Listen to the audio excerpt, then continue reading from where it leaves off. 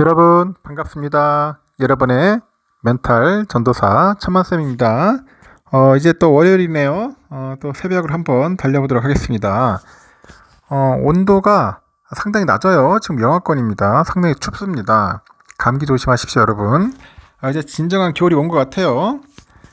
금요일, 토요일만 해도 좀 따뜻했는데 이제 토요일, 이제 일요일, 이제 월요일 되니까 상당히 이제 추워지네요. 하여튼 추운 겨울 감기 조심하시고 천만쌤하고 같이 한번 달려봅시다. 천만쌤도 그 체력이 별로 안 좋은 것 같아. 그래가지고 간혹 이제 목이 안 좋습니다. 목 상태가 너무 안 좋아가지고 이 보이스 상태가 조금 좋아했는데 꾀꼬리 같아 하는데 꾀꼬리 같지 않아가지고 여러분에게 점차 송구스럽습니다. 목 관리 잘하도록 할게요.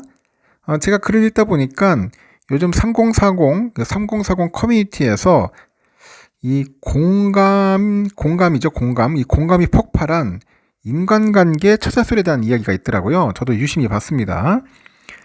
인간관계 아주 잘해야죠. 아주 중요합니다. 첫 번째는 무슨 말이냐? 안 보면 그만이다. 어차피 평생 가는 인연은 없다는 겁니다. 시간이 조금만 지나면 내 인생에서 사라질 사람이니까 굳이 힘 빼고 열내지 말고 스쳐 지나가게 두자. 그런 이야기가 있더라는 거죠. 두 번째는 내가 쟤보다는 잘 살고 있네. 남에게 못되게 구는 사람은 쟤처럼은 살지 말아야지 이 쟤를 담당하는 사람이죠. 그러니까 내 인생이 잘 안 풀릴 때마다 그래도 쟤보단 낫지 하면서 반면교사 삼아도 좋다. 세 번째는 쟤도 참 외롭겠다 그런 얘기도 있네요. 남을 배려할 줄 모르는 이기적인 사람들 주변에는 진정한 친구가 단 한 명도 없어요, 여러분. 슬픔도 기쁨도 나눌 사람 하나 없는 그대에게 차라리 연민의 시선을 보내자는 겁니다. 네 번째는 인생 손해보면서 사네. 이런 얘기도 있네요. 타인을 미워하는 마음으로 인생을 살아가는 사람은 정작 자기 인생을 즐길 줄 몰라요. 그런 분들이 너무 많아. 보면은 댓글 보면은 진짜 많습니다. 자신이 좋아하는 것은 무엇인지, 하고 싶은 일이 무엇인지도 모르고 남의 뒷모습만 흘기면서 그렇게 사는 그를 오히려 우리가 불쌍하게 여기한다는 겁니다. 다섯 번째, 미워하면 나만 손해다. 그 사람을 원망스럽게 째려보면 내 눈만 아파요. 그 사람의 불운을 간절히 빌면 소중한 내 에너지만 소진이 되더라. 그 미운 사람을 생각할 시간에 차라리 좋은 사람들과 시간을 보내면서 그를 머릿속에서 지워버리는 것이 현명하다는 겁니다. 유명한 그 애니메이션 명대사 중에 이런 게 있더라고요. 인간이 5명이나 모이면 반드시 한 명은 쓰레기가 있다. 우리가 사회생활을 하는 이상 무리한 사람은 어쩔 수 없이 마주해야 한다는 겁니다.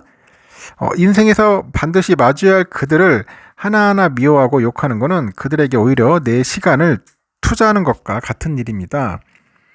누군가가 원망스럽고 미워질 때마다 이 문장을 한번 기억해 보세요. 너를 미워할 시간도 에너지도 아깝다. 나를 향한 무례한 말에는 단호히 거부 의사를 표하되 그 이상으로 그들에게 관심 주지 마세요.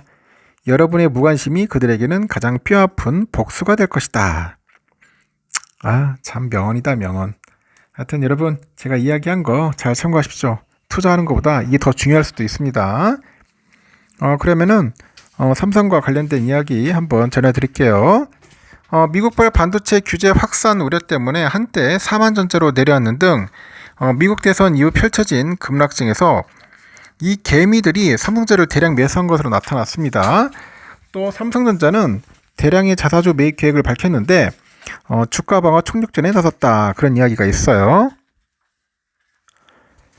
17일 날 그 한국거래소에 보니까 미국 대선이 치러진 지난 5일부터 15일까지 8거래일간 개미들이 가장 많이 산 종목이 뭡니까? 삼성전자입니다. 2조 3,347억을 샀어요. 엄청나게 샀습니다. 두 번째로 가장 많이 산 종목 삼성 SDI 4,427억. 이거의 5배죠. 증권가에서는 주가가 충분히 하락했다. 반등을 기대하는 목소리가 나왔는데 연일 그 52주 이제 신저가를 기록하더니 급기야 14일에 5만원 선을 하회하면서 49,900원에 거래를 마친 거죠. 이렇게 주가 하락의 주 원인이 뭐냐? HBM 밸류체인에 소외됐다. 뭐 디램 경쟁력이 저하됐다. 뭐 이런 거예요. 개미들은 4년 5개월 만에 5만원서를 내준 14일에도 3,655억 정도를 순매수했죠. 이렇게 삼성이 지난 15일 긴급 이사회 열었는데 총 10조 정도의 그 자사주 매입 계획을 결의했어요. 삼성이 자사주 매입 계획을 밝힌 것은 2017년 9조 3천억 정도 규모의 자사주 매입 이후 7년 만입니다. 강력한 주가 방어 의지를 드러냈는데 삼성은 1년 이내에 10조 원의 자사주를 분할 매입할 계획이고 이 가운데 3조 원의 자사주는 3개월 내에 사들여가지고 전량 소각하겠다. 그리고 삼성은 나머지 7조 원 규모의 자사주는 개별 이사의 결의를 통해서 주주가치 제고 관점에서 활용할 방안과 시기 등에 대해 다각적으로 논의해서 결정할 거라고 합니다. 회사가 의결권 없는 자사주를 매입을 하면은 기관과 개인 주주당 의결권 비율이 높아지고 유통 주식수가 줄어들어서 주당 가치가 이제 상승하는 거죠. 앞서서 그 한정희 그 부회장 그리고 전영현 부회장 등 삼성전자 경영진은 자사주를 좀 사들였어요. 그래가지고 책임 경영에 나서기도 했다. 뭐 그런 이야기도 있는 겁니다. 뭐 왕창 사진 않고요. 그리고 올해 하반기 들어서 국내 주식시장과 미국 증시 간의 탈동조화 현상이 뚜렷해지네요. 상반기에 미국 증시가 주춤할 때 그 커플링 현상을 보이다가 하반기 되니까 미국 주가가 상승하자 막상 한국 증시는 역주행하는 거야. 내릴 때는 같이 움직이고 올라갈 때는 따로 논다. 그래서 증권가 속설이 다시 한번 증명된 셈이죠.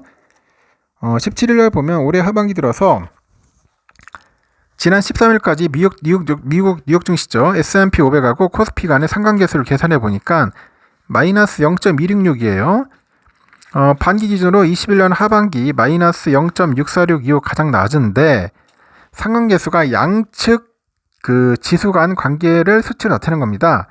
마이너스 1에서 1 사이에서 산출이 돼요. 0에 가까우면 서로 관계없고 1에 가까우면 같은 방향 가는 거고 그럼 마이너스 1로 가까워지면은 결국은 역주행이죠. 반대 방향이다. 반대 방향으로 움직인다. 코스피는 기술주 중심의 나스닥과도 이런 상관관계를 보였는데 하반기 기준 나스닥과 코스피 간의 상관계수는 0.097, 21년 하반기 마이너스 0.579 이후로 가장 낮네요. 올해 상반기까지만 하더라도 이렇게 코스피랑 S&P 500의 상관계수는 0.867, 나스닥과는 0.795, 1에 가깝습니다. 상반기에는 이른바 미장하고 국장이 같이 움직였는데 하반기 들어서는 따로 노는 거죠. 코스피는 대장주 삼성전자의 그 주가가 하반기에 들어서다 보니까 부진했죠. 반면에 미국 증시는 AI 산업의 확산에 힘입어서 엔비디아, 애플 등의 주가가 크게 올랐죠. 명암을 가른 요소입니다. 삼성 주가는 상반기 상승 곡선을 그리면서 지난 7월 11일 88,800원 52주 신고가 찍고 그 이후로 이제 HBM 납품 이슈하고 3분기 실적, 어닝 쇼크 등의 그 악재가 겹치다 보니까 하락세로 돌아섭니다. 반면 AI 산업의 그 선두기업으로 주목받는 엔비디아는 올해 꾸준히 상승해서 시가총액 규모가 지난 2월과 6월에는 각각 2조 달러, 3조 달러 돌파했습니다. 현재는 3조 4,800억 달러네요. 이렇게 코스피의 부진은 주요국 주가지수와 비교를 하니까 더욱 두드러집니다. 지난 15일 2416.86에 잘 마감을 했는데 연초 대비 8.98% 떨어졌고 같은 기간 뉴욕 증시 S&P는 23.08%, 나스닥은 24.44%, 다우지수 15.27% 올랐죠. 유럽권의 유로스탁스 50, 독일 닥스, 영국 FTSE 100 다 올랐어요. 저 보니까. 중국 상해지수도 11.96%, 홍콩 항생 13.95%, 대만 짜치안 26.8% 올랐습니다. 지난 15일 기준 그 외국인이 보유한 코스피 시총은 6천이 아니라 637조네요. 4,877억 정도 됩니다. 전체 대비 32.3% 차지합니다. 올해 들어서 가장 낮은 수준이고 삼성전자를 팔면서 지난 14일 외국인들의 삼성전자 주식 보유율은 51.72%, 지난 4월 25일은 51.68%죠. 하여튼 25일 이후로 1년 7개월 만에 가장 낮은 수준을 기록을 했네요. 이러한 현상은 당분간 계속될 것 같습니다. 미국 대통령 선거에서 트럼프가 당선되다 보니까 미국 우선주의가 강력하게 밀어닥칠 공산이 크죠. 그만큼 수출에 의존하는 한국 경제에는 그늘이 짙어질 수밖에 없다. 트럼프 2.0 시대의 미국은 강력한 자국 우선주의 정책을 펼칠 거고 이는 반도체를 필두로 한국의 주요 수출 기업에는 부담이다.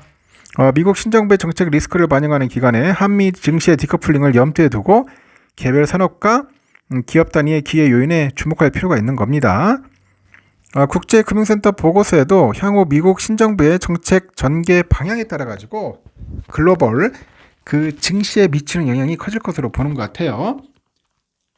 트럼프 신정부의 미국 우선주의 정책은 글로벌 증시의 미국 예외주의를 강화해서 당분간은 미국과 비미국 주가 간의 격차가 지속될 것으로 예상을 하는 것 같습니다.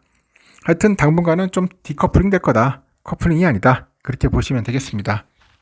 여기까지 하겠습니다. 여러분. 좋은 하루 보내시고 다음 시간에 뵙도록 해요.